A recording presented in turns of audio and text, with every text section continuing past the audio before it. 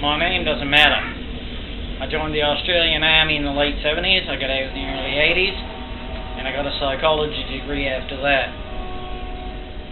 I was fortunate enough to be on the ground floor working with PTSD patients on Civvy Street and in the military until about the mid-90s. At that time I was approached by the US Army to assist with some of their PTSD studies. In the late 90s, I was approached by an organization within the U.S. government framework to help develop protocols to deal with severe PTSD. Due to the secrecy and security levels required, I and the other team members, the people I was working with, we assumed that we were working for one of the intelligence agencies. During this time, we worked out of a small office in the Pentagon belonging to the Air Force. Due to the severe restrictions placed on us, we could not meet the individuals whose cases we were reviewing. We never met them face to face. We couldn't interview with them. Their files were heavily censored, and when we forwarded questions, the answers would be heavily censored. So, needless to say, it was nearly impossible to draw any conclusions. It pretty quickly became apparent that we were not helping. 2 years after that, we were told that the systematization was reducing productivity with the people that we're supposed to be helping by about as much as 40 to 50%. And in an effort to curb this, our team would be finally allowed access to the affected personnel.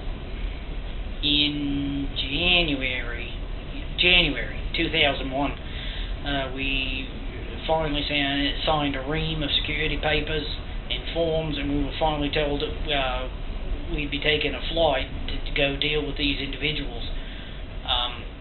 We were told that we'd be working at the Flight Test Center at Edwards Air Force Base. We were flown in unmarked aircraft to a location that eventually, later, we determined was Groom Lake. On arrival, we were taken to a small conference room for a briefing, and I'll never forget this. The first words out of the mouth of the colonel were, Light Colonel, "It is important that you understand that the world you thought you knew when you walked into this room does not exist."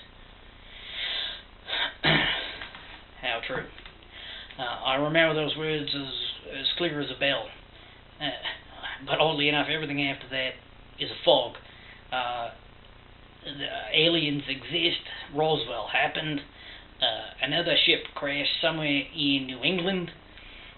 Alien ships and bodies were recovered, both from Roswell and the New England crash. And the alien ships and bodies from those crashes were currently housed within spitting distance of where we were sitting. I guess the oddest thing, the most strange thing, was at the time we weren't bothered by this revelation. I suppose because for the last 3 years we'd been living on the edge of this shadow world where we knew something was going on, but we didn't know exactly what. And I guess for the first time we knew what, and perhaps it was a bit of a relief. At that time, for the first time, we were given complete access to all the psych evals and the subsequent follow-up reports that had been denied to us previously. Their multiple idiopathic physical symptoms included everything from fatigue to migraine and everything in between. And it was at this point, you might say, we went down the rabbit hole with Alice. Every single case history referred to aliens in some way. All cases could be broken down into basically one of two categories. Those who were tasked with understanding and reverse engineering alien technology, and those tasked with understanding alien physiology. We were given the rest of the day and that night to review the case files, and the following morning we were going to begin treatment. We had some success. we had a lot of failures, and despite the bizarre construct in which we found ourselves, we laboured under the impression that we were actually helping people.